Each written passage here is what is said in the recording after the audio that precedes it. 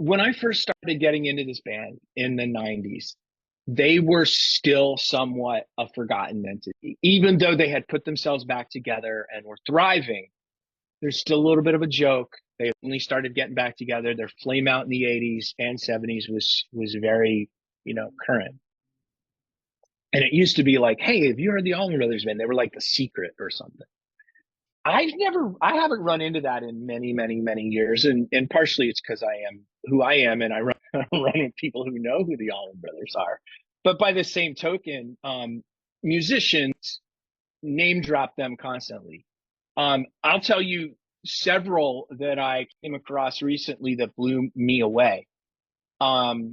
Jimmy Chamberlin of the Smashing Pumpkins, who's drummer of the Smashing Pumpkins, and Billy Corgan, who's the leader of the Smashing Pumpkins. Jimmy and I have spoken about this. He has a copy of the book. He's read it, I believe. But he's like, oh my God, they influenced us so much. The Smashing Pumpkins influenced the Allman Brothers. The Allman Brothers Band influenced the Smashing Pumpkins. Early stuff, not the recent stuff. I've heard the same said about from Kirk Hammett of Metallica, which shocks me and then doesn't shock me. And I've seen it referenced with Stephen Perkins and Dave Navarro, both of Jane's Addiction. For me, what's super interesting is those were three bands I was listening to when I came to find the Allman Brothers Band. Like I don't exactly know which came first. I know Jane's was first. I don't know where Pumpkins came in the order of it, but it was all about that same time.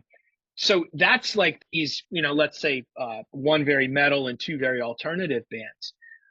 That carries through though from the 90s all the way through today. I mean, you're going to know a whole bunch of the country artists, whether they're chart topping artists, like the bro country thing I can't speak to, but the Chris Stapleton, is as name checked them. And then you get all the blues guys, the blues rock guys like Marcus King, and they're all name dropping the Allman Brothers Band. They're known and I think very well respected. I do think I keep hearing this. It's one thing for fans to say, it's a super common thing to say on social media, like, oh, most underrated ever. I don't know. I mean, I think Duane Allman gets a lot of attention for who he is, even if he's not like somebody who everybody knows immediately. Those who know. As you get further down the list, like with Dickie, who's out of the band for the last 14 years, a little less so. I do my best to bring that forward too. But it's a massive legacy. And when Dickie Betts died earlier this year, like you saw a bunch of people recording or playing his songs. I mean, Marcus and Drew Smithers do a great version of Ramblin Man now. They did Liz Reed one night.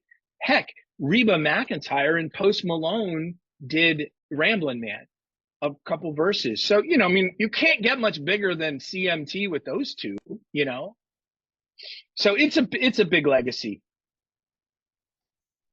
That's a good. What would you recommend they listen to? Or next? Man.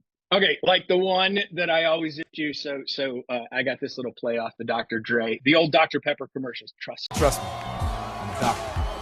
I'm a doctor.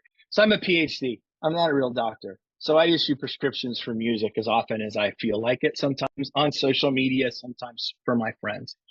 I will say for current bands, the one I would check out is Tedeschi Trucks Band.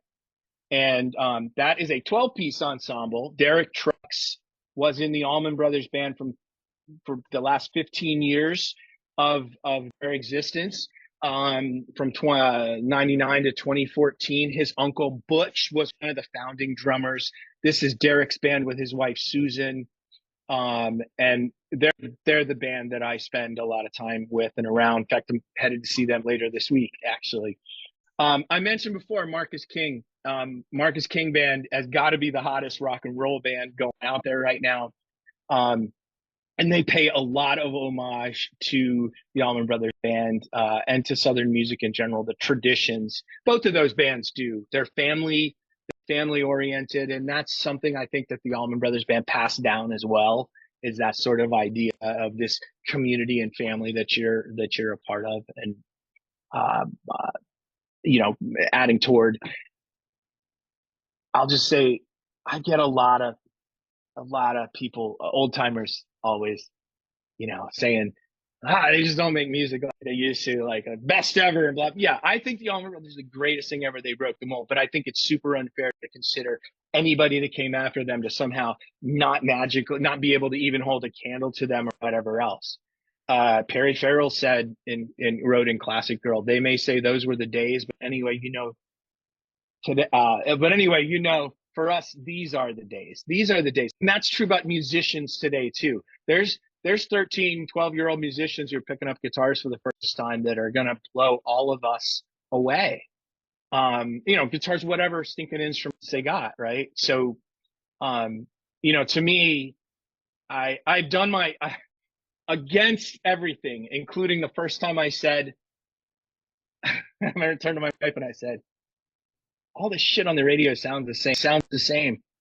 And then I said, oh my God, I sounded like my dad. And that was like 1999, So they're there.